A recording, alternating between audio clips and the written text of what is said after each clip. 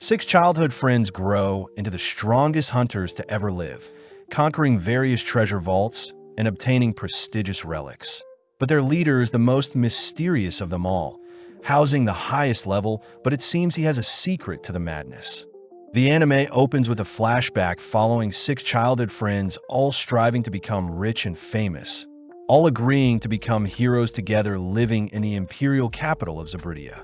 In the present, our MC Cry Andre reveals the importance of treasure hunters as they're placed in a high regard and are tasked with retrieving relics within treasure vaults around the world, all while slaying creatures known as phantoms. Cry is seen visiting the clan First Step, intrigued as they're holding interviews for new members. Plus, clans are unique since they're meant to be a collection of parties. Cry admits that he had failed in the past to get strong, but as Cry lines up to enter the building, he is suddenly greeted by Ruda Runbeck, a level 3 hunter. Runda says Cry seems the most approachable out of everyone in line. But sadly, Cry has no interest in making friends, surprised to hear Runda had been going solo up until now, but needs help conquering the White Wolf's Den treasure vault. Runda says she wants to find a party to conquer said vault, but Greg Zangief, a level 4 hunter, speaks up, mocking Runda for attempting the White Wolf's Den solo at level 3. Greg says Runda will be considered an amateur in the First Step clan, advising her to go home, but this causes Runda to ready her blades preparing to duel Greg. Luckily, while Simon orders everyone to stop, reassuring Cry as he seems to be strangely keeping his face hidden from others. Heading inside, Runda is amazed at the assortment of hunters present, learning that Cry has visited the place 5 times already, feeling bad for him. Cry says people with talent will easily climb the ranks, whilst those without cling on to what they have. But Runda asks why a crowd is forming. Something Cry knows is due to Arc Brave members being present. Apparently, Arc Brave is the strongest party present, and they even managed to complete a level 7 vault with only 6 members. Arc Rodan is the leader, housing a hunter level of 7. But rumor has it that no one has ever been recruited by them at these events. Runda wonders why there is a table vacant, prompting Greg to appear again, scolding Runda for not knowing that the table belongs to the party that first founded First Step, the Grievers. The Grievers were a bunch of kids that came to the capital and shocked the world with their skills, ultimately forming the Grieving Souls Party, and is coincidentally a party composed of Cry's childhood friends. Greg suspects that the Grievers are recruiting people, hence the big event. But out of nowhere, Gilbert Bush demands to meet the Grievers, crying that his level 4 status should grant him a spot in the party. Stepping up, Tino Shade, a level 4 hunter, prepares to silence Gilbert, but Lyle tries calming Tino down. Tino says her mentor would have done the same, but Lyle says the Vice Master will get angry if something happens at the event. Sadly, the crowd encourages the brawl, making room as Gilbert draws his sword, all whilst Tino begins bouncing in place. Cry orders Runda to leave the building as it's about to get messy. But as Tino draws her blade ready to clash with Gilbert, she suddenly detects someone familiar nearby. Having noticed Cry in the crowd, Tino completely ignores the duel, allowing Gilbert to attack the air, all whilst Tino rushes towards Cry, frightening and uncovering his identity as the leader of the Grievers. Apparently, the Grievers are a 6-man army with Cry being their leader, the strongest out of the bunch. Flashing back, we see Cry and his party taking on beginner vaults in record time, but on a particular day, Cry was rescued by one of his childhood friends. Cry found it strange that his 5 party members excelled monstrously compared to himself, so Cry reasoned he should leave as he would only be holding them back. Surprisingly, Cry was offered the position of leader in their group, but Cry had never asked for such a thing, cutting to the present where Greg and Runda are in disbelief that Cry is the clan master of First Step. Ark is seen trying to start a conversation with Cry, but Tino immediately calls out Ark for having ulterior motives, prompting Ark to commend Cry for observing the crowd with a disguise. Cry tries telling everyone that he simply overslept and tried sneaking into the event afterwards, but Ark seems to be giving Cry more credit than he deserves, something Cry had experienced his entire life. Tino continues to be protective of Cry. Something Cry knows is due to Tino being an apprentice of Liz Smart, one of Cry's childhood friends. Ark takes the chance to ask if Cry has any recommendations in mind, and seeing as Cry isn't accepting any members for his party, Ark says he'll take anyone as long as Cry recommends them himself. Cry feels bad seeing Ark's party members glaring at him, but keeping his word, Cry realizes Tino won't join any other party than his, so Cry calls out to Gilbert, declaring that he'll join Ark's party. Cry does add one condition, reminding Gilbert that the most important thing for hunters is to not lose, so Cry will personally gauge Gilbert's power. Cry declares to everyone that he has never lost a fight, uttering under his breath that he has never actually participated in a real fight before, but Cry continues by removing one of his rings, announcing that anyone who retrieves the ring will be recommended to Ark Brave. As Cry flicks the ring into the crowd, Gilbert is the first to catch it, but Tino follows up by monstrously kicking Gilbert aside. Tino is seen looking for the ring, all whilst the crowd of hunters chase after it as well. But to motivate the crowd more, Cry says the ring is a relic and whoever obtains it can keep it. With the crowd distracted, Cry makes his leave, but as we cut to the next day, Cry is seen at the First Steps clan house. Eva Renfi, the vice clan master, reports that the building of the meetup yesterday is in ruin thanks to Cry's appearance. So the Explorers Association wants to speak with Cry. Cry says that since Ark is quite easygoing, they'll have Ark pay for the damages plus Ark can speak with the Explorer Association. Eva feels bad since Cry is pushing all the responsibilities onto Ark, but Cry says branch manager Ark is a scary person. Plus Cry can't go outside seeing as his disguised relic, reversible face, have been broken and he doesn't want to be attacked. Eva questions if Cry gets attacked often, finally convincing Cry to visit Gark. But funnily enough, Cry deeply apologizes for the damages at the event, reassuring Gark Welter, the Explorers Association's branch manager, that no one was hurt. Seeing Cry so sorry, Kanan hands Cry a book filled with jobs no hunters want, jobs known as chores. Not wanting the hassle, Cry gets serious, agreeing to take on a chore to make up for the commotion he caused. Cry searches for a chore he can pass on to Ark, only to stumble onto a level 3 rescue mission. As Cry leaves, Gark is impressed Cry picked out the most dangerous job out of the bunch, cutting over to Cry, who is horrified to hear that Ark is busy at the moment. Tino takes the chance to show off the ring she managed to retrieve at the event, but seeing as it's the perfect opportunity, Cry asks if Tino would join him for a chore. Before Tino can flee, Cry binds Tino with his hounding chain, something that disappoints Tino. Tino cries that she is still only level 4, and seeing as the quest is in the White Wolf's den, Cry calls for Runda, Greg, and Gilbert to assist Tino. Cutting back 6 years, we see a younger Cry and his party visiting the Explorers Association, a place known as the Treasure Hunters headquarters. When Cry got cold feet and tried backing out, Luke Cycle took charge and kicked down the association's doors, demanding to challenge the strongest swordsman they had. Liz Smart also introduced herself as the greatest thief in the world, asking where they could all register as treasure hunters. But Cry began to feel sick at how fast things were moving. When Cry went to register his party, he was asked to assign a name and a crest to his party, and seeing as this is the perfect chance to deter his members from continuing on as heroes, Cry chose Grieving Souls with a skull as their crest. Immediately, the others were against such a name and crest, but upon hearing Cry suggest he step down as leader, the others agreed to accept Cry's decision to prevent him from leaving. In the present, Cry had visited Runda, Greg, and Gilbert, all still speechless to see that Cry is the level 8 hunter with the title of Thousand Tricks. Apparently, hunters that obtain a title are highly regarded, but Gilbert refuses to accept such a wimpy man like Cry to be the capital's strongest. Cry tries calming Gilbert down, asking if the trio would like to accompany Tino on her chore, but Gilbert refuses to listen to Cry, forcing Cry to recruit Greg and Runda only. Cry says Tino is free to take any other from the clan but himself, but before Cry leaves, Gilbert demands to challenge Cry, offering to go if he loses. With Cry getting serious, he says that since Tino is the leader, she'll be the one to make Gilbert submit. With the challengers getting ready, we see Tino showing off her flexibility to Cry, but Gilbert is more fixated on defeating Tino, so he can duel Cry.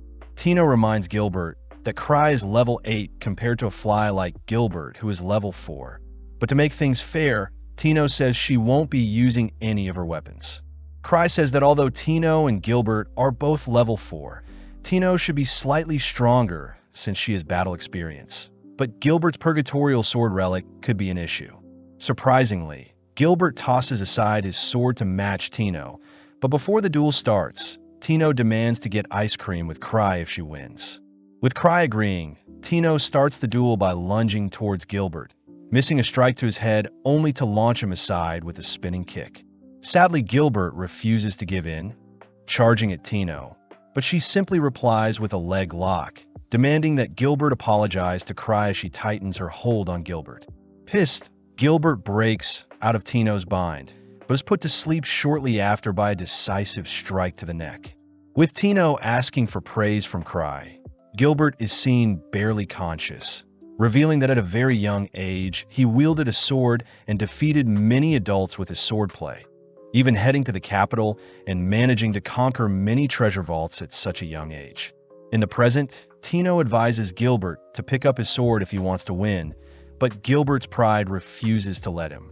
Gilbert admits that he wasn't as strong as he thought, suddenly hearing Cry say he knows Gilbert left his original party since he was too strong for them, shocking Gilbert as he wonders what Cry truly is capable of. Intrigued by Gilbert's blade, Cry nonchalantly heads over to inspect it, but before even grasping the blade, huge amounts of flames engulf Cry, horrifying Gilbert as Cry is able to draw out more power from the Purgatorial blade. In this world, mana material is said to be the core substance, and treasure vaults are phenomenons when mana is condensed along with ley lines. Till this day, there are things to be discovered, and the White Wolf's Den is a treasure vault with many mysteries, a site originally inhabited by silver moon wolves. It wasn't until the wolves were hunted for their fur that the location became a vault and wolf phantoms started appearing, the primary reason why Cry refuses to take on the chore. Seeing Eva worried, Cry says Tino's 4-man party can easily take on the job, but Eva is more curious about the spectacle that happened with Gilbert's sword. Cry cryptically says it was a simple trick even Gilbert could have pulled off, but Cry gets distracted admiring his relic rings and Gilbert's relic sword, annoying Eva as she reminds Cry that he can't be buying whatever relics he pleases. Cry reveals that his party members equally split any profit, feeling bad since he gets paid even though he doesn't do any work, but seeing as his relics are dead, Cry heads over to get them charged. Sitting down with some party members, Cry has his gear charged, only to hear reports of wayward phantoms appearing northwards, destroying an entire caravan. Apparently, even level 3 guards couldn't stop the phantom, and now the Knights of the Third Order are dead set on exterminating the threat, especially since it looked like a wolf and was near the White Wolf's Den. The gang suspect the den must have created such a creature, freaking Cry out when he hears that Rudolph Devount, a level 5 party, went missing in the den checking the job again. Cry realizes it was a rescue mission for Rudolph and his 5 other level 5 hunters, but as Cry tells the others that he sent Tino to retrieve the missing party, the duo fear Tino won't make it back. Cry chooses to excuse himself, wondering if Gilbert charged his sword before heading out, but at the same time, we see Tino and her party deep in a forest.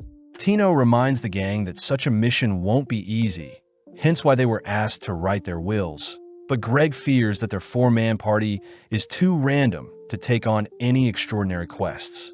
Tino corrects Greg, declaring that Cry is far more calculating than anyone they've met, inspiring the gang to continue forward as they have full faith in Cry's decision to give them the job. At the same time, we see Cry about to puke, blaming himself for sending Tino and the gang on an impossible mission. Seeing as he has to right his wrong, Cry heads over to open a secret passage near a bookshelf, reasoning he should stop the gang and hand over the job to someone else more qualified. At night, we see the gang making good progress through the woods, but suddenly a phantom attacks them. Greg is mortified to see the creature equipped with armor and a sword, but Tino cries that they must overcome such a creature. Back with Cry, we see him sifting through his assortments of relics, stashing up on items he may need, but before he can head out, Eva asks what he is doing. Eva is happy to see Cry is worried about Tino and the others, but spots Cry wearing a citry slime, an item that violates Imperial law. Just like that, Cry heads onto his balcony, activating his Night Hiker relic only to rocket towards the gang. Flashing back, we see Cry's newly formed Grieving Souls party reporting on their first week of vault hunting, all amazed that they encountered a level 4 Cyclops in a level 1 vault. Overhearing their conversation, a drunk adventurer accuses the kids of lying, but the man is shocked to see the gang have brought back the monster's head. Working together, Tino and her party manage to slay the phantom before them, but they're confused as to why such a creature appeared near a level 3 vault. Tino asks why Gilbert didn't use any flame magic, but Gilbert admits that his blade is out of mana, making Runda suggest they retreat for now.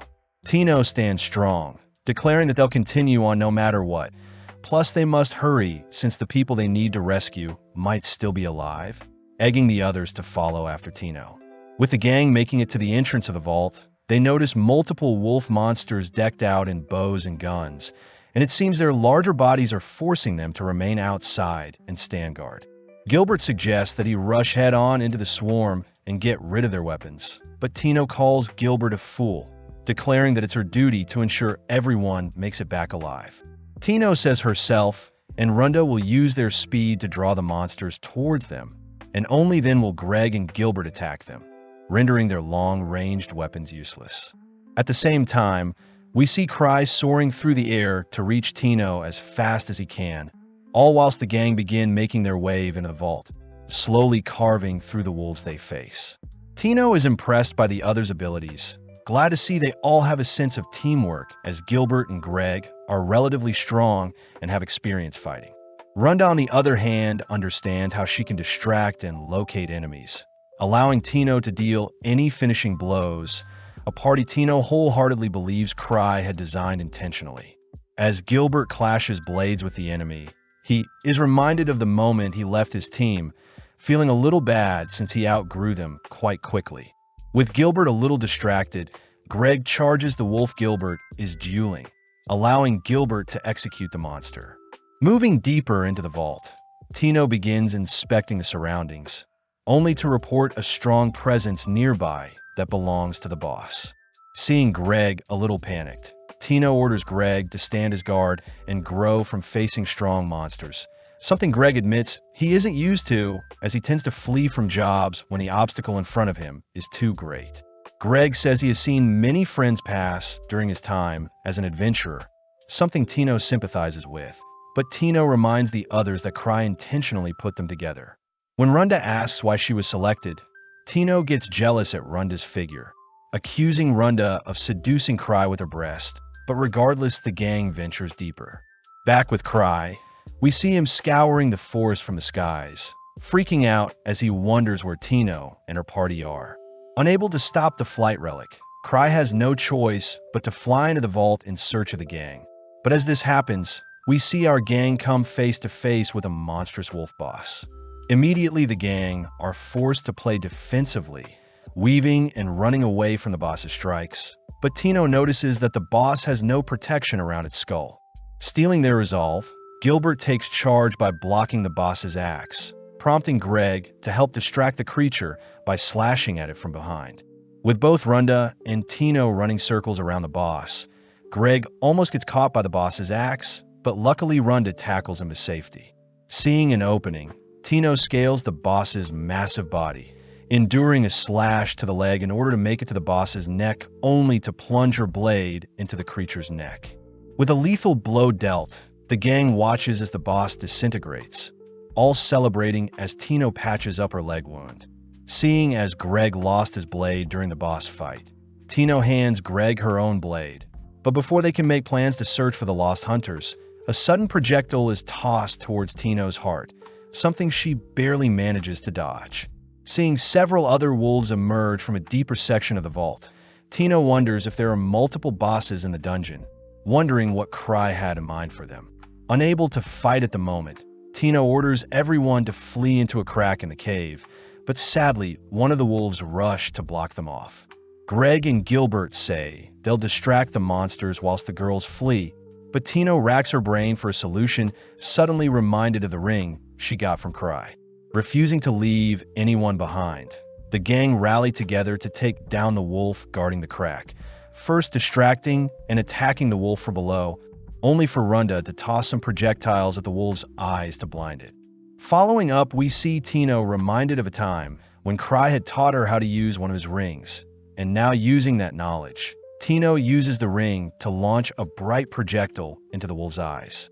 With the creature blinded, Gilbert tries going in for the finishing blow, but Tino cries for Gilbert to stop, ultimately watching as Gilbert is blown into the nearby walls. Tino blames herself for not being more specific with her commands, all gazing up to see the wolves glaring at them, finally giving in as they have nothing left. Before the wolves can attack, a powerful projectile sends the wolves flying, revealed to be Cry, who has arrived just in time, glad to see everyone is fine. Strangely, the wolves are quite wary of Cry's presence, and when one wolf tries slashing at Cry, a mysterious veil nullifies the attack. Smirking, Cry announces that he has 17 lives, swiftly conjuring several magic balls aimed at one of the wolves. As Cry's projectiles land perfectly onto the wolf, the gang are amazed to bear witness to a level 8's power, but surprisingly the wolf afflicted by Cry's powers is still alive. Cry admits that his magic balls are just shooting rings meant for show, beginning to freak out as the wolves before him are creatures he's never seen before. Seeing no other choice, Cry launches his special item around his neck into the air, only to ignite it to create a smoke screen. With everyone ordered to run, the gang are grateful to Cry for running in the rear guard since Tino is hurt, but Cry says he didn't mean to, as he is just slow. Tino is reminded of the first time she met Cry, flashing back to a time when a young Tino was almost captured by some thugs, but suddenly Cry and his party showed up unintentionally rescuing her. Having made it to safety, Cry commends Tino for staying alive up until now, and seeing as Tino is injured, Cry makes use of a healing relic to instantly patch up her leg wound. Seeing as escape is their #1 priority, Cry takes the lead and begins escorting the gang through the cave, but secretly he has no idea where he is going. In the past, Cry had shown off all the relics he collected to his party, making his party jealous as they wanted Cry to pick out a relic for each of them. Some of the girls were curious about a particular magic bag that could store an infinite amount of items, but Cry says it can only store chocolate. Liz had put on a mysterious ring, an item Cry is impressed didn't tear Liz's body into pieces. As for Luke, he picked up a curse sword, but was able to stop himself from going crazy. As the gang follows Cry, he says the White Wolf Den is impossible to navigate since it's like a maze, and every time Cry turns to check the flank, so does everyone else. Gilbert speaks up, asking what Cry's plan is, but Tino butts in stating that they must figure out what Cry is thinking themselves. Tino also adds that the direction they're heading is the opposite of the exit, annoying Cry, but regardless, they continue onwards. As they reach a fork in their path, Cry attempts to go one direction, but the others suddenly scream that they can sense the lost hunters nearby, something that even surprises Cry. The gang are happy to see Rudolph and his members are barely alive, and seeing as everyone is famished, Cry makes use of his magic bag, feeding everyone some chocolate. Tino can't help but gobble up the chocolate, admiring how calm and cool Cry is. But as Greg speaks with Rudolph, Rudolph reports that a single phantom with a skull covering its entire face wiped out his entire party. Rudolph suspects that the soul hatred incarnate embodies the lingering curse of the Silver Moon, and is a creature on par with Thousand Swords, the capital's strongest swordsman. Cry recognizes the swordsman to be one of his childhood friends, Luke Cycle, a level 6 hunter. Cry doubts the creature can actually be that strong, but seeing as their current party isn't capable of taking on such a creature, Cry says they should escape for now, allowing Tino to take it from here. Tino starts by leading the gang back to the boss chamber they fled from, and with everyone agreeing to make it out alive, Cry notes how he only has 5 safety rings left, meaning a 6th strike will be lethal for him. Cry also knows that his remaining relics won't even phase the enemy, but when the gang spot a monstrous entity approaching them, they all ready their weapons. Cry realizes he can use his Night Hiker to dive the attacker and sacrifice one of his lives. But when the actual boss appears, its sheer aura sends shivers down everyone's spine. Strangely, a second masked figure appears behind the phantom, instantly kicking it into a nearby wall. Someone Cry recognizes as Liz. Liz first asks if the people with Cry are new members, but Cry reassures Liz they aren't, pleasing Liz as she removes her mask. Liz gets annoyed seeing as the others don't recognize her. Plus, Liz revealed that she had to come get Cry, feeling ashamed as Liz had entrusted that Tino would be able to handle missions on her own, choosing to glare at Tino, who tries hiding behind Cry.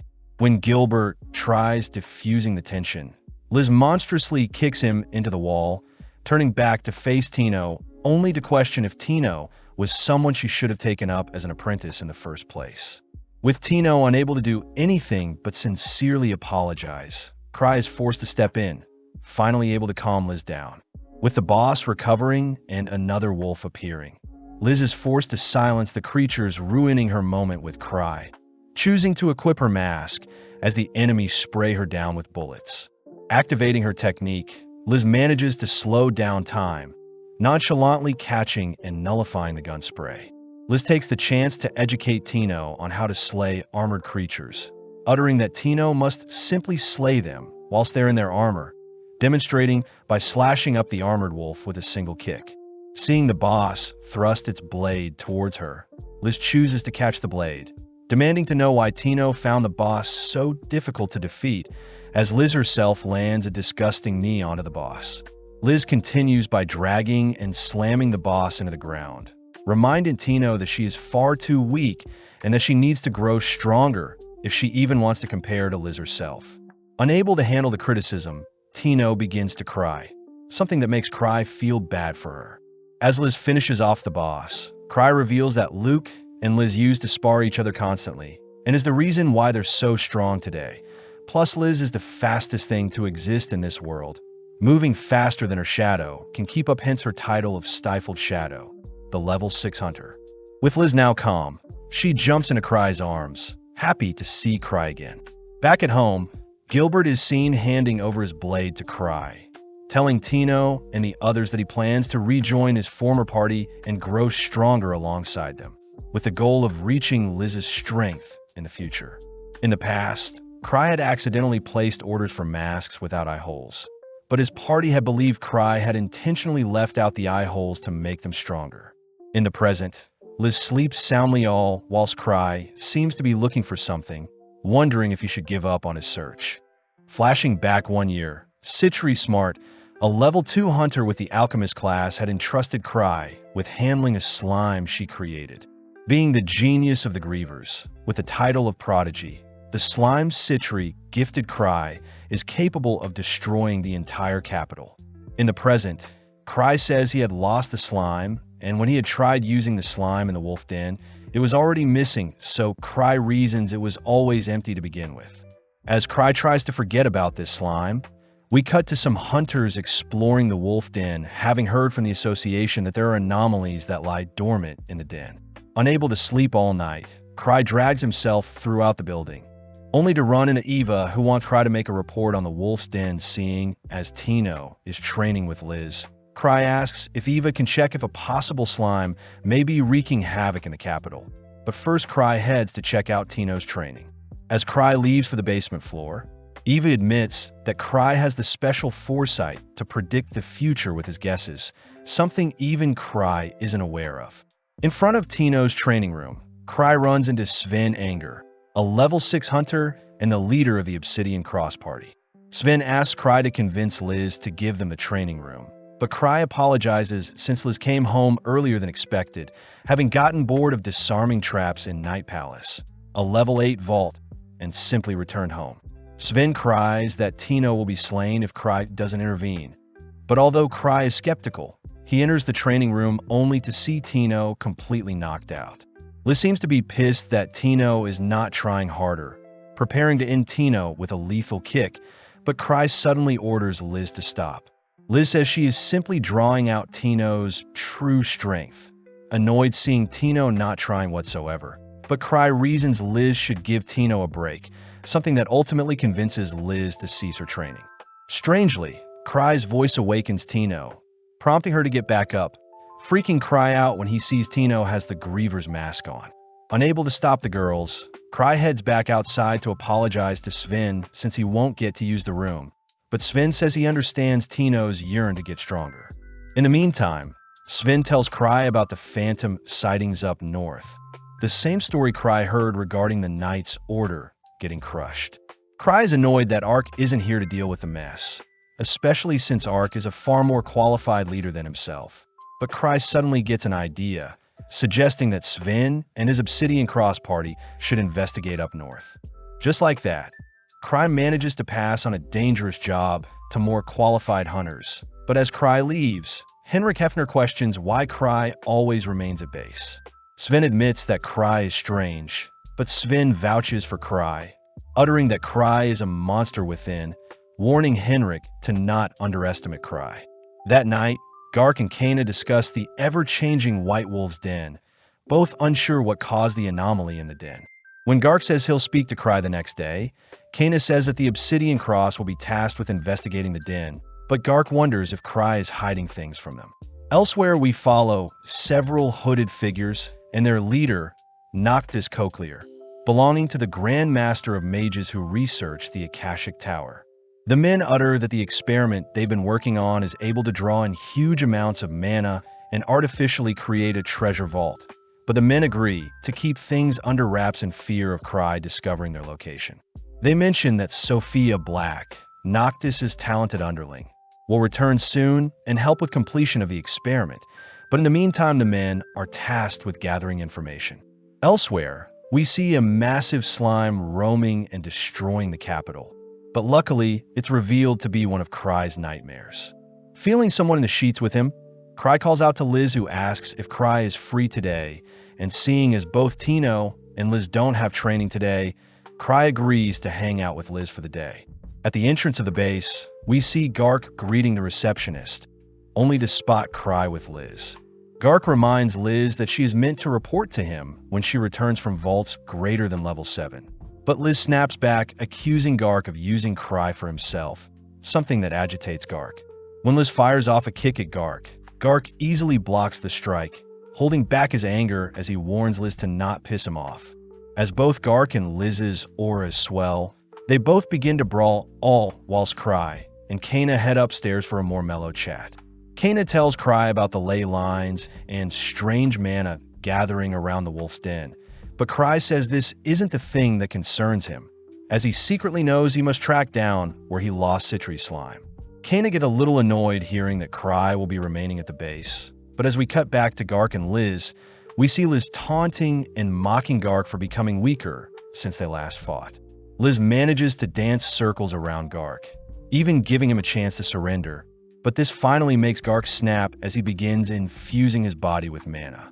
In the distance, Cry utters that Gark used to be a level 7 hunter with the title of War Demon, and luckily before people are harmed in their little bout, Cry calls for the two demons to stop fighting. Although Gark doesn't want to stop, Liz instantly rushes to Cry's side, a speed even Gark wasn't able to follow, ultimately convincing Gark to leave for today. Later that evening, Eva returns, mortified to see the state of their building, all whilst Liz and Cry start their date. Liz takes the chance to mock Gark's pathetic strength earlier, but Cry reminds Liz that she is far stronger than normal individuals. Shocked to hear that Liz didn't even consider the boss she fought in the wolf's den a worthy opponent. Cry wishes for the others to return, soon seeing as he may need to speak to Citri about the missing slime. But seeing Cry so serious, Liz asks what is on his mind. Cry asks what Liz would do if the entirety of Zabridia was wiped out, but Liz cries she would run away with Cry and visit the sea. Before Cry can adore how innocent Liz is, Cry notices Liz has run off to restrain someone. Someone Liz noticed was spying on them. Cry asks Liz to let the man go so they can have a chat, but the man takes the chance to run away, something Liz believed was intentional by Cry. As Liz and Cry resume their date, the man is left alone wondering how he was captured in the first place and why he was let go. Cutting to Sven and his party, we see that Gark has entrusted them with the investigation into the White Wolf's den, something that annoyed Sven as he wonders what Cry is scheming. Back with Cry, we see he is with Liz, who believes they're on a date, but Cry is more stressed seeing as they're walking through the most dangerous neighborhood in the capital. with the locals immediately recognizing Liz.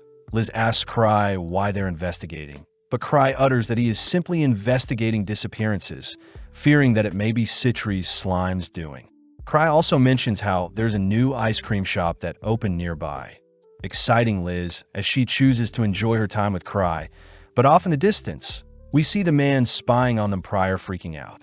It's revealed that the man actually owns the new ice cream shop Cry is coincidentally heading to now, plus the store is home to one of their research facilities. Before the man can panic and close up shop, he suddenly notices that Sophia Black has returned, but right on cue, Liz bangs on the entrance of their ice cream store. Liz is pissed since she knows the store was open a minute ago. But before Liz can break down the doors, Cry reasons they should head home, relieving the man who is hiding inside with Sophia.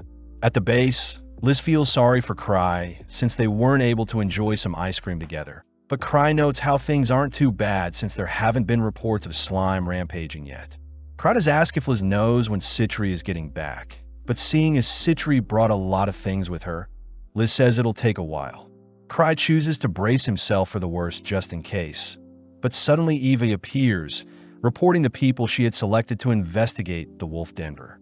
Cry doesn't mind who goes, hearing that Sven and his party have already left, and the remainder along with a relic expert will join them tomorrow. Cry wonders why so many people are being sent back to the den, but regardless asks Eva to proceed as she sees fit. But in the meantime, we cut to Noctis, who praises Cry for uncovering their hideout in the slums. The other hooded men begin to panic, cursing Cry for leaving and mocking them once he discovered their ice cream hideout. But Noctis calms everyone down, asking Sophia what she thinks will be best for them. Sophia smirks, declaring that the defensive system she has built should be an interesting tool to test out against the Grievers. And seeing as they all believe Cry has uncovered what they're planning, Noctis allows Sophia to go wild and take care of things. The next day, we see Tino taking a bath, surprised to see she has no bruises, believing that Liz soaked her in healing potions after she was beaten to the brink of death. Heading to the base, Tino spots several carriages outside, hearing from Lyle that Cry had originally requested that Ark be deployed to the Wolf's Den, but seeing as Ark isn't available, they had to overcompensate with multiple weaker hunters. Tino wonders if the den had become more dangerous since they last stepped foot in it. But just then Cry appears, asking why so many people have gathered. Eva says they're the people she gathered since Ark couldn't make it, but Cry worries that deploying so many people will cost a fortune, asking if Eva could cut down the people being sent by half. Hearing this, the crowd begins to despair seeing as Cry is sending them to their deaths. But Cry reassures everyone that a measly level 3 vault is nothing. Seeing the crowd even more panicked than ever, Cry hears that Gark has pulled together additional funding to pay the hunters, but Cry wonders if the Citri slime could be in the Wolf's Den. Cry chooses to allow the hunters to be deployed as normal, but his change of attitude freaks out the crowd, and to make things worse, Liz appears declaring that she wouldn't have taken half of the hunters gathered here, seeing how pathetic they all are. When the crowd accuses Liz of not understanding them since she is a genius, Liz snaps back, pointing out how disgusting and worthless they all sound, choosing to leap towards Cry's location only to ask if she and Tino can take on the job. Cry immediately refuses, fearing that Tino will suffer, so Cry says the hunters gathered will proceed as planned, but suddenly Eva asks if Cry will be leading the hunters during their investigation. As the crowd begins cheering for Cry, Cry is coerced into leading the group, and seeing as he has no way out, Cry agrees to go, but he says Sven will take charge until Cry himself shows up. Cry secretly plans to show up only when everything is wrapping up, cutting over to Sven, who seems to be making good progress through the den, but they wonder why their phantom encounters have been weak up until now. With everyone heading outside and boarding the carriages, Cry manages to convince Liz to stay put at the base, only for Cry to instruct Lyle to look out for any slimes on their journey. Just like that, the hunters set off first without Cry. But as we cut over to Noctis, we see him and his men discover that many hunters are heading in their direction. Noctis orders his men to stand strong, but Flick Petson fears they won't stand a chance against the Grievers.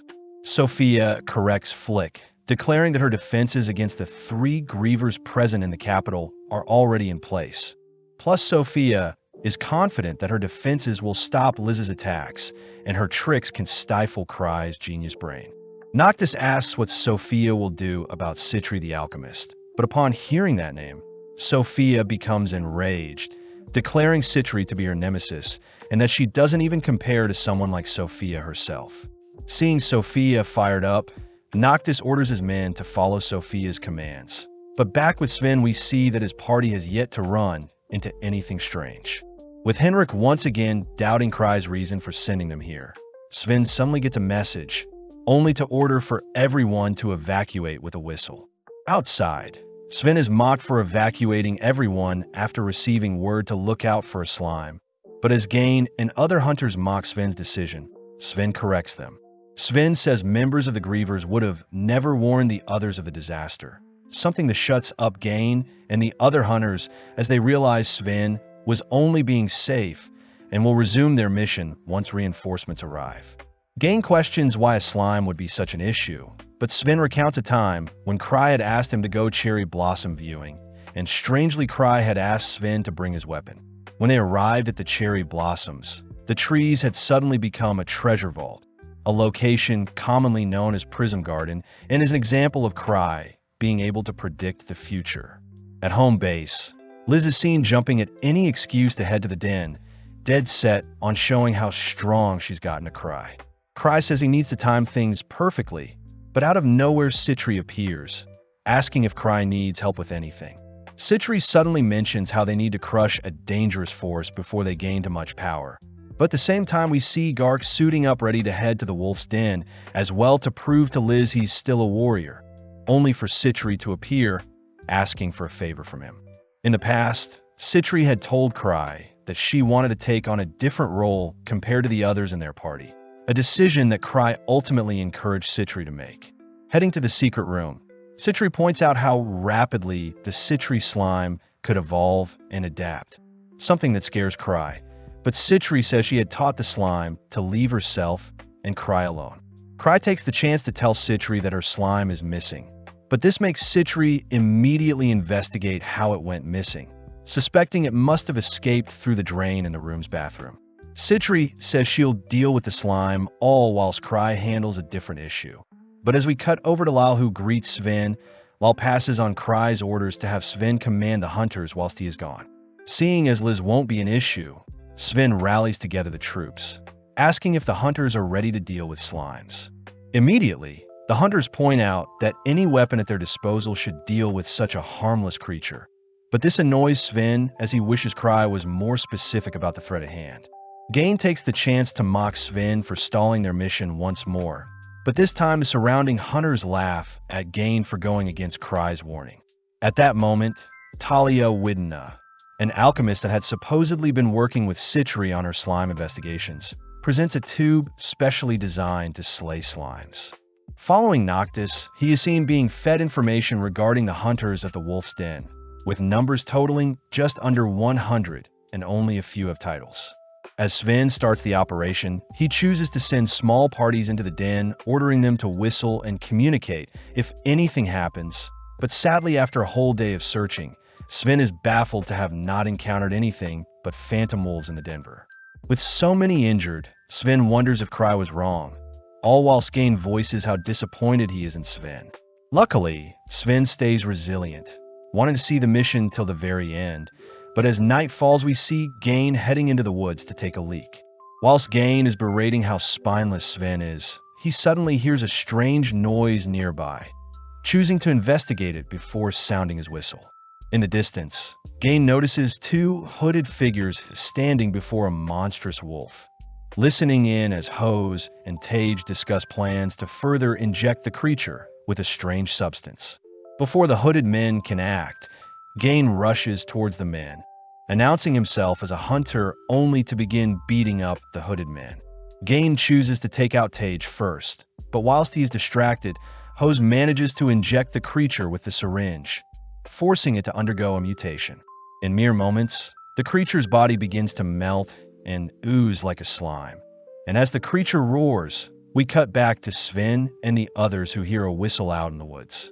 Recognizing the whistle, Sven immediately orders all the hunters to ready themselves for whatever is in the forest, all whilst Talia follows the gang.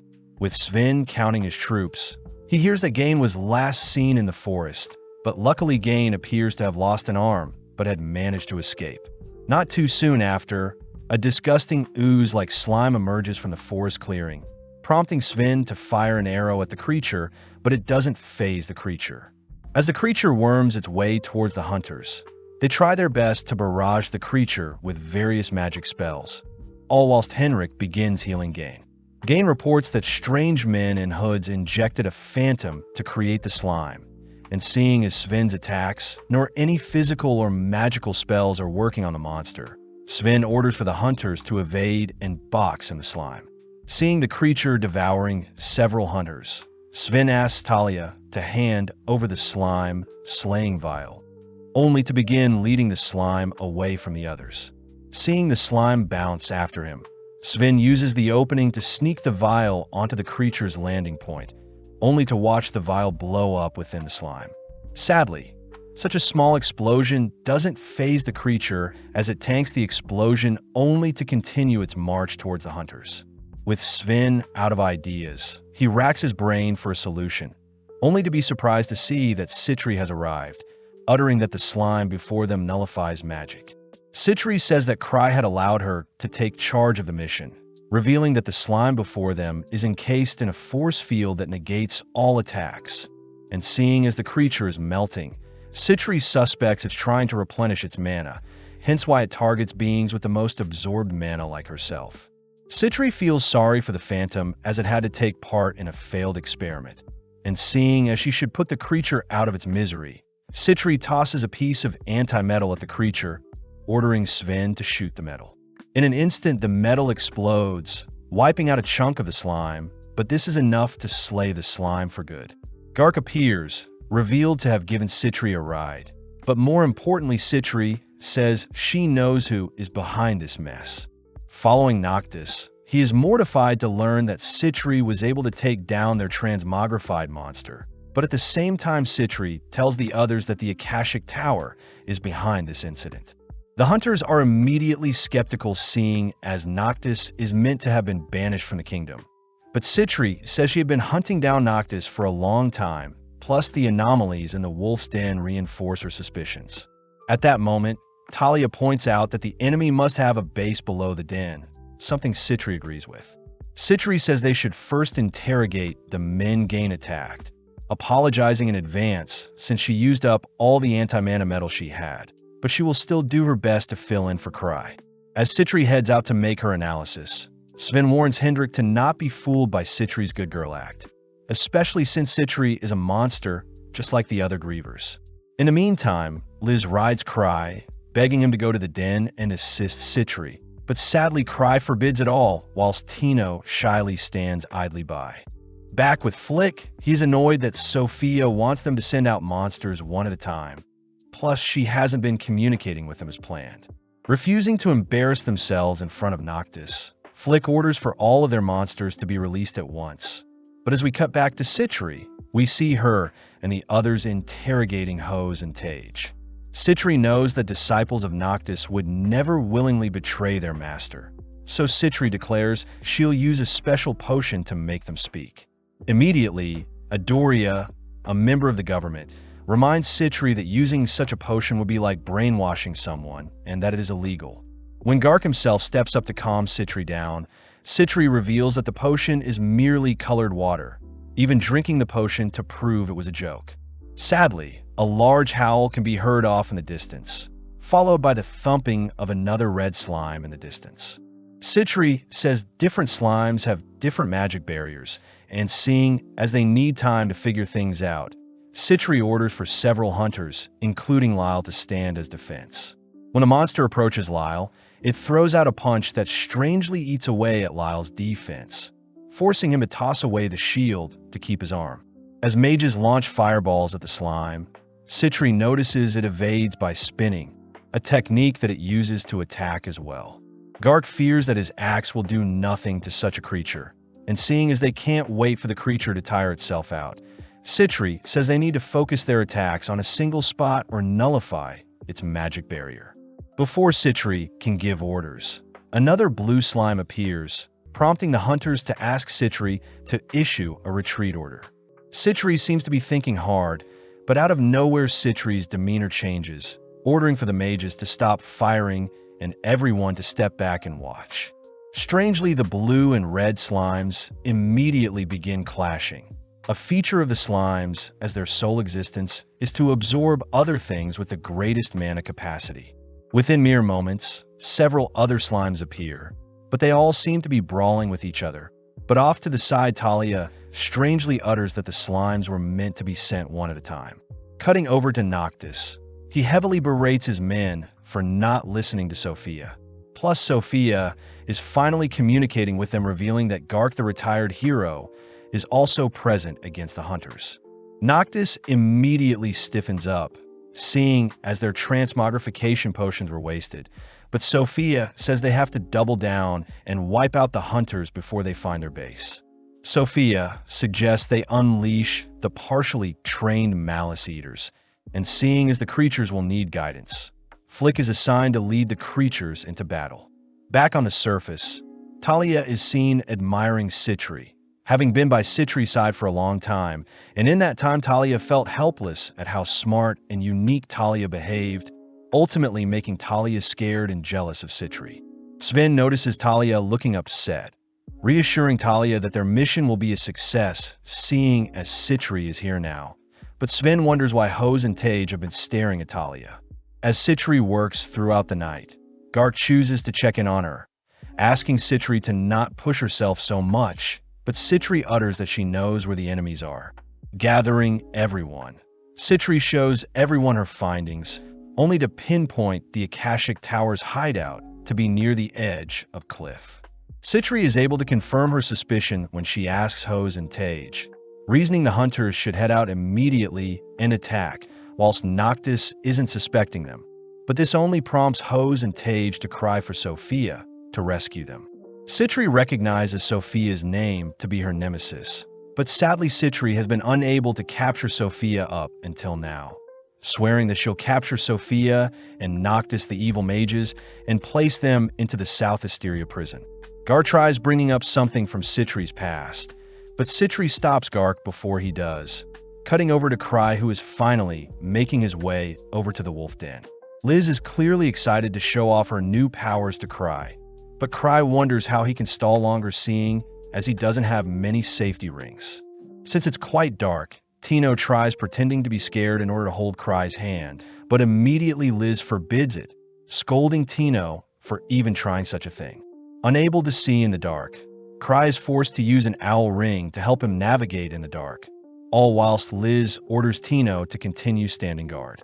With Sven, Citri, and several others patrolling the area, Gain apologizes to everyone, seeing as Cry was right all along, something Citri doesn't fault Gain for doing, as Cry is a unique specimen.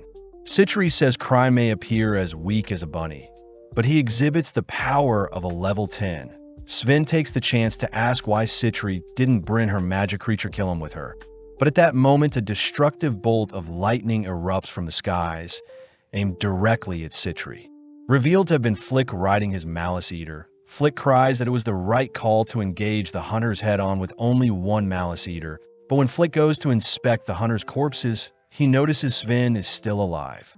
Flick cries that he'll single-handedly take down all the hunters, but out of nowhere Citri speaks up, revealing herself to be unharmed. Taking out a water gun, Citri fires a healing potion at Sven, instantly healing all of his wounds and allowing him to rush Flick, only to knock Flick out. Sadly, Sven is no match for the Malice Eater, but Gark appears, teaming the beast only to slay it. Following Noctis, he is annoyed Flick didn't make use of all the Eaters, prompting his men to suggest Noctis flees whilst they stall for him. Noctis refuses, declaring that they still have their trump card of Akasha, plus Sophia still has things up her sleeve, something that inspires the remaining hooded men to fight till the very end. Outside Noctis' headquarters, we see Citri and the others eyeing the entrance, annoyed to see monsters standing guard. Citri asks if Sven can carve open a path for them, but Gark intervenes, declaring he'll help them enter the cave and slay the evil mages. At the same time, we see Cry and the girls have made it to the location where Citri was attacked by Flick's lightning spell, freaking Tino out as such a spell cleared out a fraction of the forest. As Gark charges the creatures guarding the entrance, Sven and several mages assist his entry, all whilst Noctis unveils his trump card. Having sent the embodiment of Akasha itself to face off against Gark and the hunters, we see our hunters slowly losing the fight as other hooded men ride Malice Eaters into battle. But during the battle, we see Flick cutting his way out of his binds. Slowly, the Eaters tear away at the hunters, but right when things seem lost, Liz appears, instantly slaying one of the Eaters. Back with Cry, he is left alone with Tino since Liz ran off without them. But Tino suddenly declares that she has detected 3 entities nearby, revealed to be Flick, who escaped with the other 2 men. Cry mistakes the entities to be simple forest monsters, ordering Tino to leave them alone and proceed with their travels. And seeing as his owl ring wore off, Cry asks Tino to lead the way. With Liz now assisting the hunters, she is easily able to help turn the tides, teasing Citri for losing before she showed up, but Citri can only curse at her big sister for making fun of her.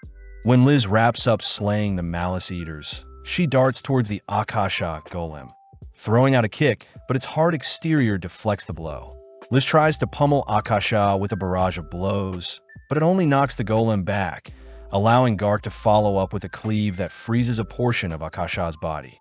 Strangely, the ice suddenly disappears, all whilst Akasha reacts to block one of Sven's arrows. But when Gark tries slashing at the golem once more, Akasha suddenly vanishes. Having leaped into the air, the gang are reminded of Ansem, and when Liz tries sneaking up for an aerial attack, Akasha detaches one of its arms to reveal a cannon. Firing and scraping Liz is forced to back off for now, all while Citri wonders why Akasha is solely fixated on attacking Liz. Liz is annoyed seeing the golem underestimate her, but when Liz and Gark work together to knock Akasha onto the ground, it shows off some boosters that rocket it onto its feet. Having exhausted herself, Liz declares it's over, prompting Cry and Tino to appear. Liz apologizes since she wasn't able to defeat Akasha before Cry showed up, but out of nowhere the golem locks on a Cry, suddenly flying towards him. With Cry unfazed, the golem takes a swing at Cry, but mysteriously Akasha is flung back, turning off on the impact. Cry apologizes since he couldn't see anything due to his poor vision, but in the morning, Gark reports that the Akashic Tower members were ultimately able to escape, but their research and documents were left behind. Citri is seen thanking Cry for the reinforcements, catching Cry up on what transpired whilst he was gone, all whilst Tino gives Liz a massage. When Cry asks if Citri needs help with anything, Citri says she's fine, only to glare towards Talia's direction. Cutting over to Noctis, he hears from his men that Sophia is undercover amongst First Step, and seeing as they've completely been bested, Noctis declares they'll be leaving Zabridia, all while Sophia seems to be searching for Citri's slime. Following Cry, he is seen being accused of setting everything up and keeping things from the association and government, something even Adoria believes. Cry asks why Gark and Adoria don't just speak with Citri, believing they're still hesitant due to the incident 3 years ago where Citri would have been falsely accused if it weren't for Gark intervening. Adoria reminds everyone that the evidence at the time pointed to Citri, and because of the incident, Citri was demoted and given the title of Deep Black, something that can't be reverted. Gark cries that Citri had no reason to associate herself with the South Asteria's mass prison break 3 years ago. But as we cut back to Noctis, we see he has captured Talia and is demanding that she drop the act. The men gathered all tell Sophia to stop being Talia, but when they see one of the Malice Eaters growling at Talia, they all freak out seeing the real Sophia appear besides Talia. Sophia reveals that she is a complete replication of Talia, choosing to remove her disguise only to reveal herself as Citri Smart, a fact no one knew, not even Noctis. Before the men can attack Citri, Citri says she had always admired Noctis and his research into Akasha, and seeing as she could have never acquired and dedicated the time into researching such things, she had to play the role of apprentice to her master Noctis. Citri admits that Cry did warn her to drop the act soon, believing that Cry had sent all the hunters to the Wolf's Den to help Citri test out Akasha's abilities, but when she saw the hunters overwhelm the golem, she decided to end the experiment, and was the reason why the golem flew back and didn't attack Cry. Citri declares she'll be taking the men in, first heading over to Talia and apologizing to her since she needed Talia to play as the scapegoat, having learned from her past to not stand out. When the men order their Malice Eater to attack Citri, Citri manages to tame the creature, pissing Noctis off as he casts his Kaiser Flame to incinerate the eater. Citri uses the opportunity to unveil her Citri Slime, a creature that could devour anything and grows with the amount of mana it consumes. And seeing as there is no hope of defeating Citri, as is, Noctis chooses to flee, leaving his underlings to stall. Sadly, when Noctis heads for the exit, a strange being pushes him back. A creature Citri reveals to be her own Chimera Killium, a creature created from the leftover parts from Noctis's previous experiments. With Citri donning her Griever's mask, she orders Killium to slay Noctis, only to cut to later that day, where Cry is surprised to hear that the Akashic Tower members have all been captured, but their memories seem to be missing. Citri also mentions that Talia was caught in the crossfire, but Cry has no idea what she is talking about, only nodding and agreeing to fulfill any future requests Citri may have. Holding another meeting with Gark and Andoria, Cry asks if he could have the Akasha Golem and the Malice Eaters.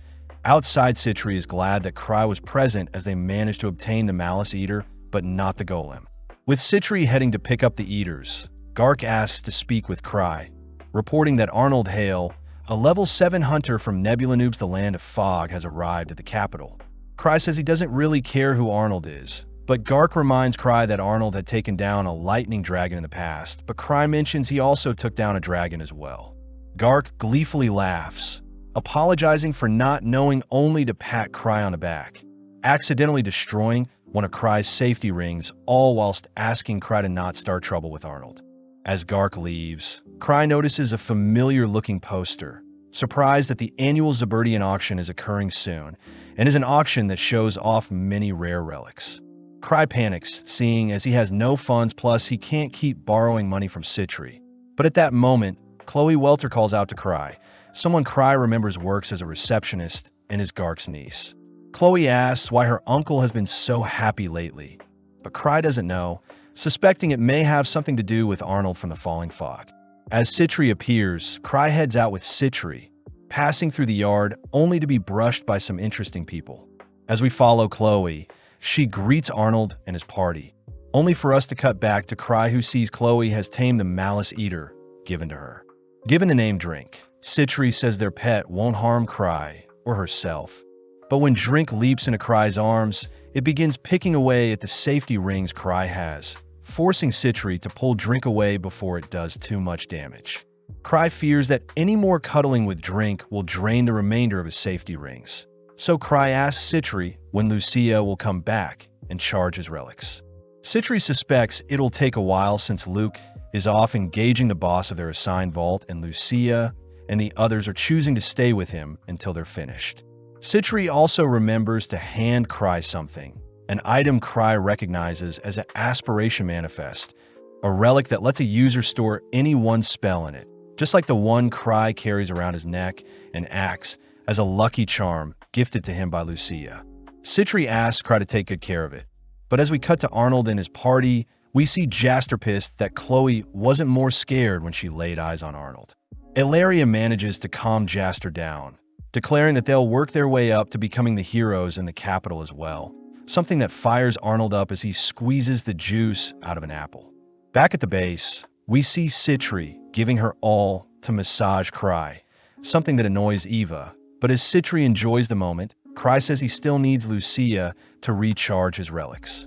Citri suddenly gets an idea, first wrapping up her massage session with Cry only to gather several hunters to start an impromptu lesson to help Cry out.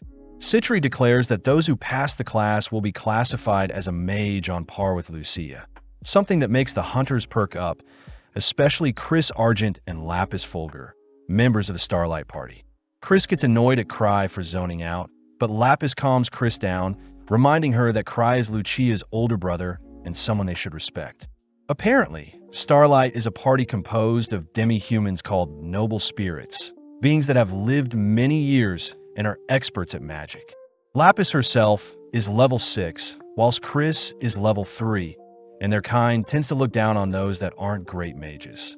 Lapis asks if they can truly get as strong as Lucia, especially since Lucia is the most renowned mage in the capital. But Citri doesn't lie, only uttering that their training involves things Lucia would do often. Marietta and Nori chooses to go first, starting off by charging one of Cry's relics, but it seems to be taking longer than usual.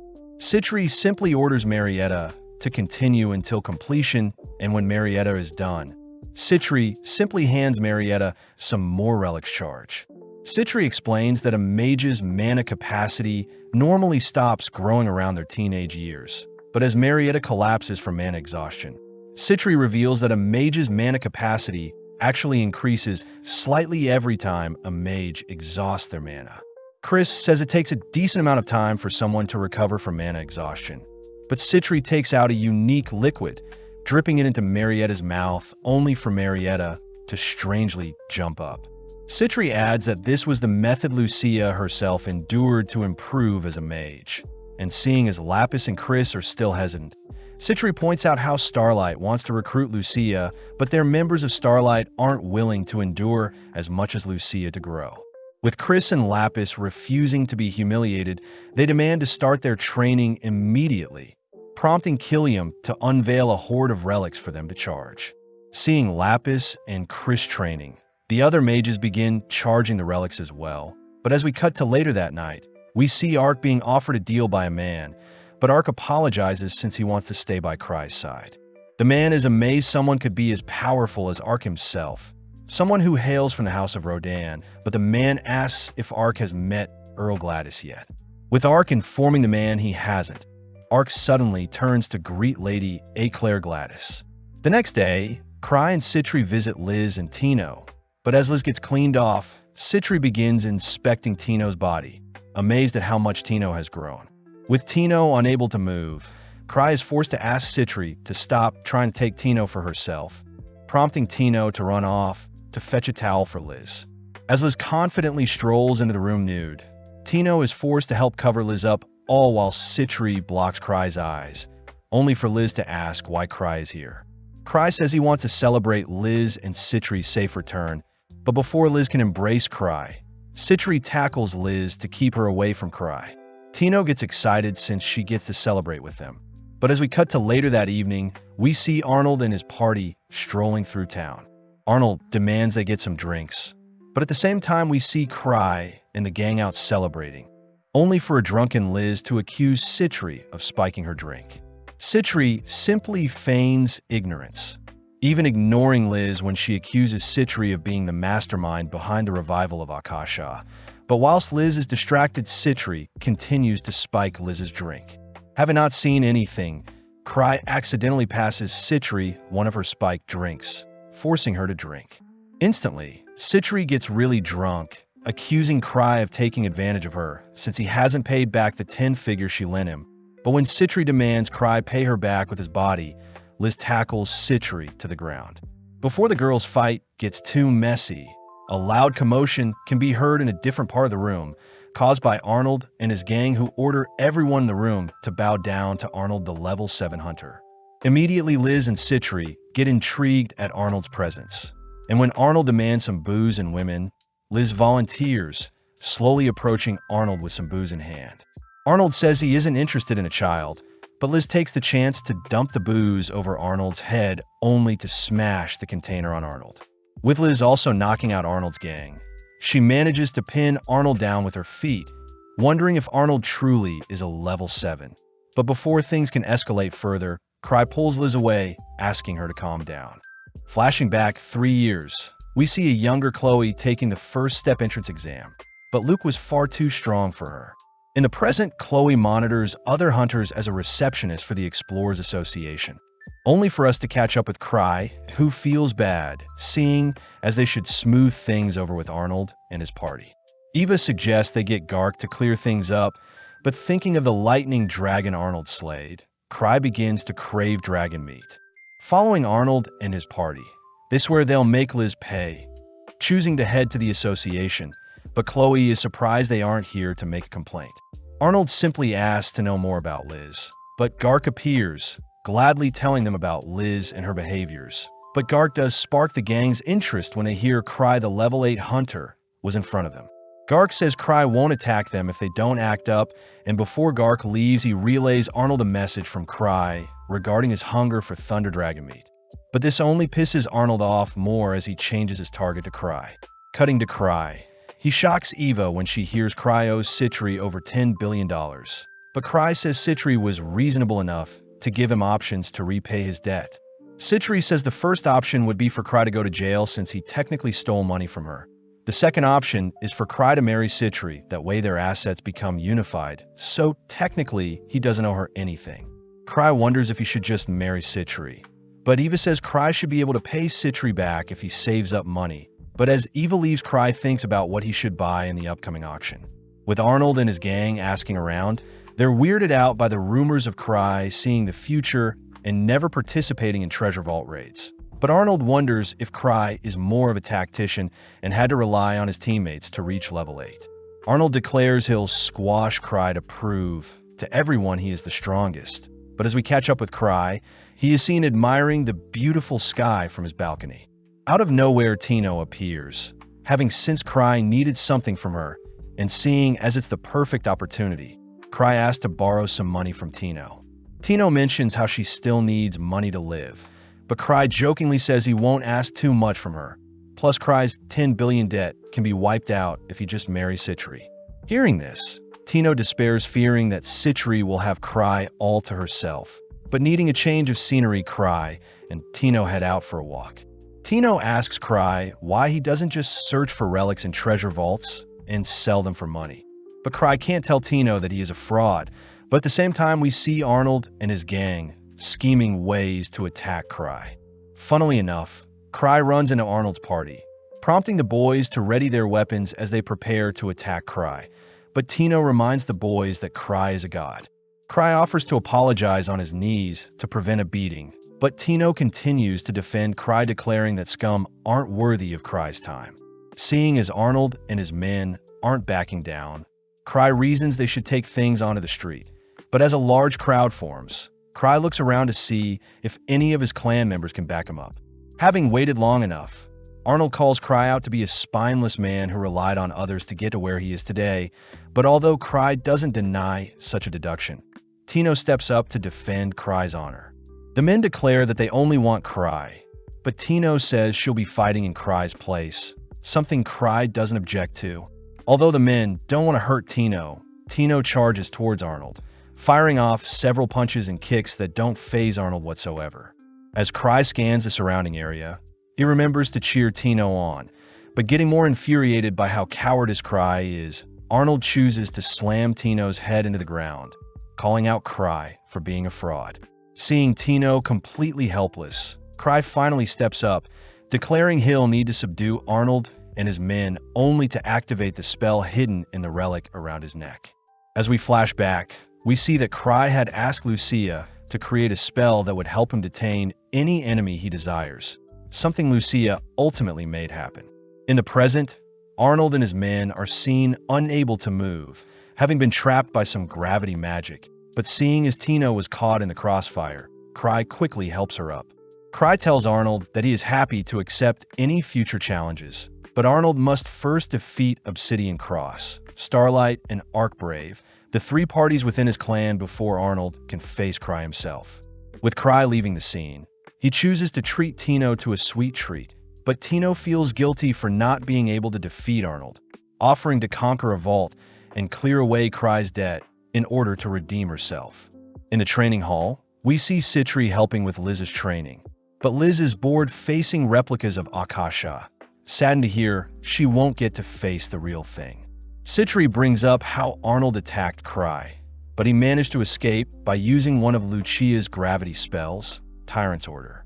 The sisters joke about crushing him if he orders it, but as we follow Cry, he is seen asking Chloe why Arnold hates him. Chloe says Cry seems to have been disrespecting him, but when Cry fails to recall moments he was rude to Arnold, he ends up giving up. Before Cry leaves, Chloe asks why Cry failed her when she took her entrance exam with Luke, but Cry can't remember, so he says that Chloe can probably figure out the reason herself.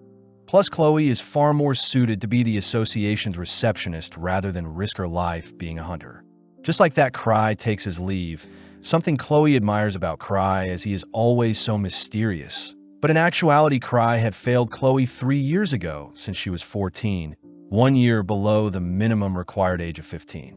The next day, Arnold is seen back at the association, hearing from Chloe that Cry doesn't think much of Arnold, and worst of all, Cry believes Arnold to be a breast-loving pervert. Choosing to return home, Arnold and the gang drink away the stress of the last few days. But as Jaster returns, he makes his report when speaking with the 3 guilds. When speaking with Obsidian Cross, Sven had mentioned how Cry must have lied to Arnold and his gang before slipping away. When Jaster spoke with Starlight, Chris and Lapis revealed that they have no interest in fighting Arnold and his party. Lastly, when Jaster spoke with Arcbrave, Isabella Melns and Yushiraji mocks Arnold and his party for believing Cry's lies, pissing Arnold off. Reasons they should leave Cry be for now, especially since the auction is coming up and they can finally sell their extremely rare relic that couldn't be appraised in the Land of Fog. Following Cry, he has Mathis appraising another of his relics, but Mathis cries that such a relic can't be appraised as it seems to be from an advanced civilization. Mathis says he'll complete his appraisal after he finishes up preparations for the auction, but Cry asks if he can inspect the items being sold at the auction, all whilst Tino chats with Mathis. Seeing Tino so sweet, Mathis is reminded of his own granddaughter, asking Tino to take it easy and look after herself from time to time. Tino is grateful for the advice, but when she thinks about Cry's crippling debt, she begins to despair. In the storage room, Cry sifts through various relics, only to see a strange-looking mask, wondering if it is a type of reversible mask. Apparently, Cry's previous mask was broken by Liz. Such a shame since Cry would be able to don the mask and walk around as he pleases without being bothered. Yearning to get his carefree life back, Cry asks who the owner of the mask is, wanting to purchase it before the auction.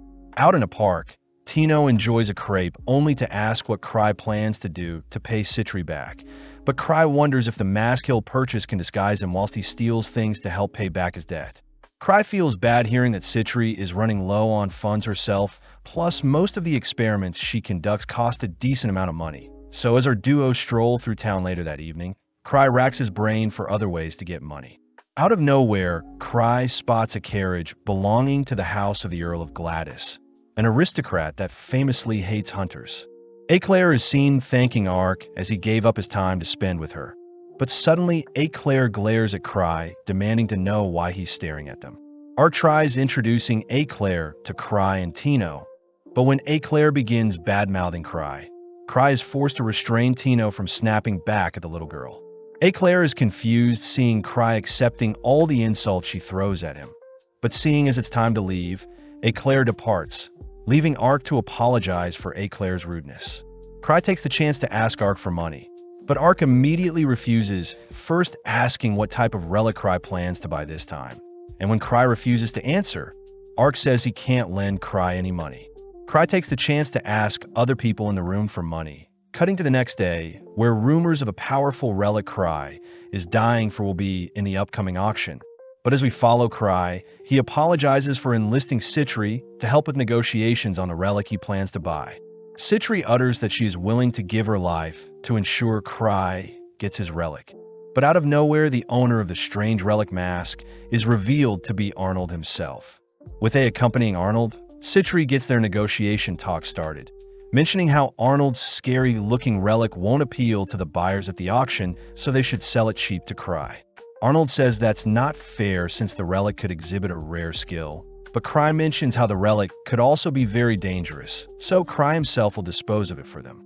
Arnold doesn't buy anything Cry says at first, but upon realizing who he is dealing with, Arnold suspects Cry is playing mind games with him and intentionally wants Arnold to keep the mask. Smirking, Arnold says he'll sell the mask for 10 million gold, only to proudly declare his victory over Cry. Cry is confused at the low price, but before Citri can help Cry pay for the mask, several hunters offer up a higher price for the mask, ultimately ending with Eclair offering an absurd amount for the mask. Back at home base, Cry is depressed since he didn't get the mask after all, and after that stir of people offering up millions for the mask, it seems it'll be auctioned up at the event after all. Mathis had appraised the mask to be quite dangerous, and thanks to the rumors of Cry searching for an all-powerful relic spread, Cry won't get his mask, plus he needs to continue saving to pay Citri back. At that moment, Citri appears, revealing that she had actually been saving some money for the day Cry and her get married, unveiling a total of 800 million gold. Seeing Citri so infatuated by Cry, Eva reminds Citri that she can't keep enabling Cry's obsession with relics, but as the girls argue, Cry heads onto the balcony to get some fresh air. After some time passes, Citri says they should visit Eclair and see why she wants to buy the mask as well, cutting over to Eclair, who demands to know why Cry is visiting her. Cry mentions how they're here to chat, but Eclair begins to accuse Cry of using unfair tactics to reach level 8. Refusing to believe a nobody like Cry is stronger than Ark. Eclair reveals that she plans to purchase and give Ark the all-powerful relic mask, so he can overthrow Cry. But Cry corrects Eclair, stating that Ark would never want someone else's help to defeat his foe. Citri also speaks up, declaring that they'll willingly put up 200 million against Eclair's bid of 100 million. But Citri says they'll give up if Eclair continues to bid more. At a crossroads, Eclair reports this news to her father Van Gladys, only for Van to ask Montour how much they can pay for the mask. Montour says their family can pull together 1 billion gold in total plus some extra if they need to. And seeing as the House of Gladys refuses to lose, Van instructs Eclair to win the bid no matter what. On the day of the auction, Citri reports that they have a budget of 950 million gold, something Cry appreciates Citri for pulling together. Before Citri can embrace Cry, Liz appears to pull Cry away, even mentioning that she can help steal the mask if they happen to lose. Arriving at the auction hall, Cry spots Tino hanging out with Runda, Greg, and Gilbert, all teasing Cry for stirring up so much trouble. Cry feels bad for not inviting Tino to come with him, so he gives Tino the role of being his agent, exciting Tino as she gets to raise the paddle to place a bid.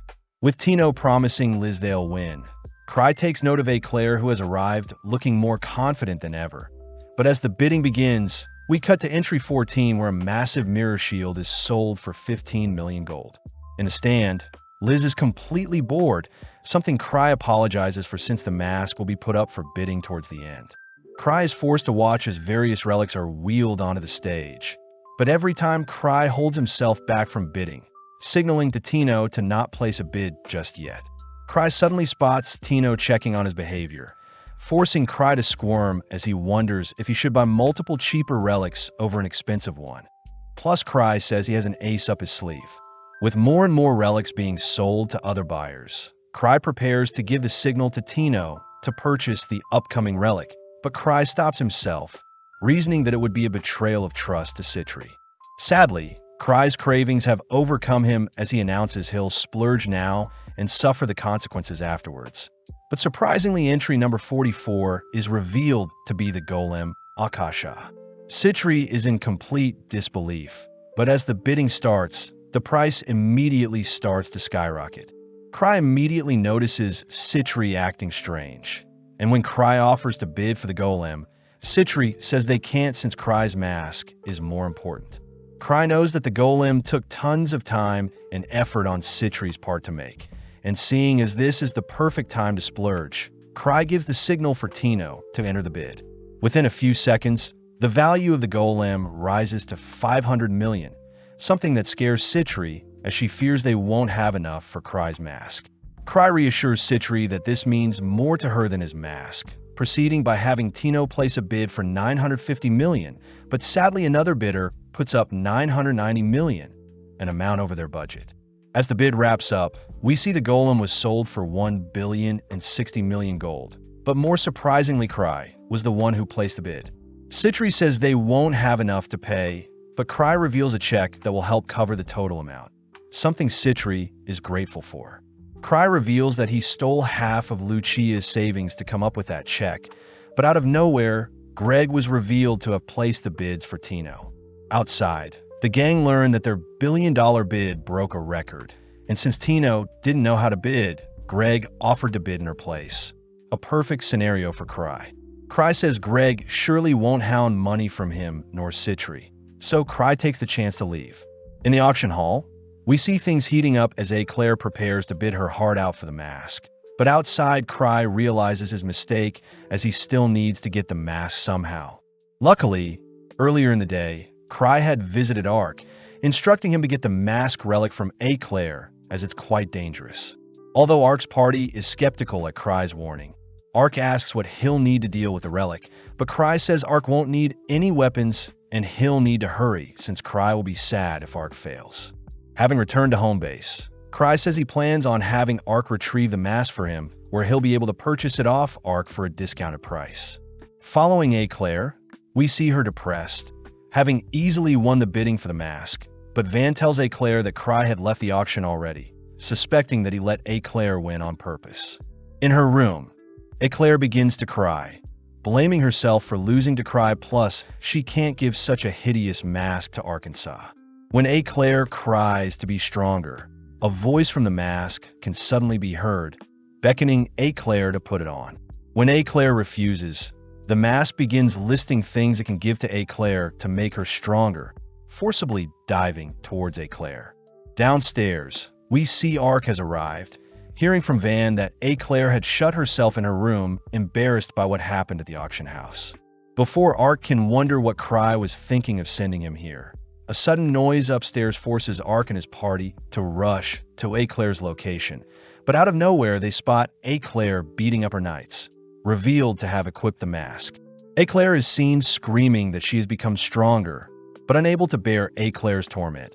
Ark chooses to approach Claire only to call out her name. Snapping out of her frenzy, Claire says she wanted to give Ark the mask she bought for him, but before she can remove it, she becomes enraged seeing as Ark is carrying around a sword. Leaping back, Ark realizes Cry was right about not needing to bring any weapons, and seeing as they'll need to subdue Claire, Ark orders for his party to assist him. With Claire equipping a sword of her own, she screams that she isn't weak only to clash blades with Ark. Elsewhere, we follow Arnold and his gang all celebrating a win, since they managed to cash in the mask for 200 million gold. When they return to their home, they notice Liz and Citri waiting for them, demanding that Arnold fork over some of the cash, as it was thanks to Cry that they made so much. Liz reveals that earlier, whilst they were celebrating and drinking, Citri had poisoned their drinks, and now the girls are willing to sell the antidote to them for only 110 million gold, an offer Arnold can't refuse. With Ark returning to report to Cry, he is surprised to see Cry has thrown a party to apologize to Ark, but Ark mistakes the apology for Cry, giving him so little information on the mask. When Ark hands Cry the mask, Cry hurriedly places it on, but before Claire herself can thank Cry for sending Ark to save her, the cursed mask latches onto Cry's face. Funnily enough, the mask evaluates Cry's stats to be too low for it, immediately disengaging and falling off Cry's face. The series ends with the gang all gathering for a celebration, seeing as Cry had finally obtained the mask he wanted, and with Luke, Ansem, and Lucia still stuck on conquering the Night Palace. We cut to several days later, where Eva asks Cry to give his report on the 7th member of the Grievers, Eliza Beck, a level 6 hunter with the role of a thief from the Desert Nobles.